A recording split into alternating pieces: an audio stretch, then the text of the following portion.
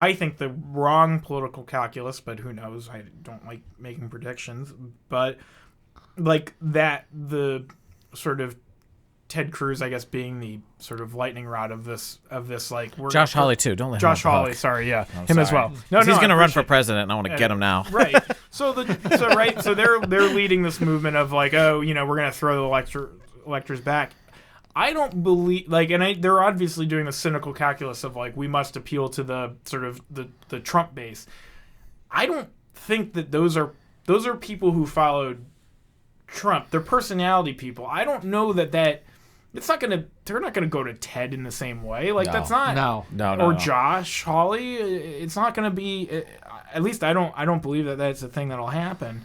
And it sucks because it's gonna drag a lot of other people down. And it's sad to see what's happened to people who have defined their entire life now by this. And I know that might be hypocritical since considering the space that we all work in, but like I don't believe that we are doing capital P politics anymore or electoral Well, it's a big politics. problem with the cult of personality in general, where you have a larger than life figure like Trump who everyone starts to worship as a kind of messiah, and then like it doesn't work out and no one's willing to let it go. No one can let go to it because they're so emotionally invested in one person.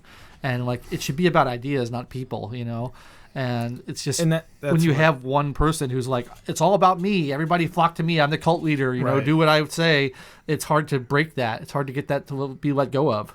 Yeah, and I just I feel bad for people that we've reached this place where people feel like they don't have agency over their lives, that they're not respected or treated fairly, or I think there are a lot of legitimate gripes that people can have, but I also feel like we live too much of our lives within what the internet says our life is and not actually being present in our actual physical life anymore. I also can't imagine, to that point, there's two things. Yeah.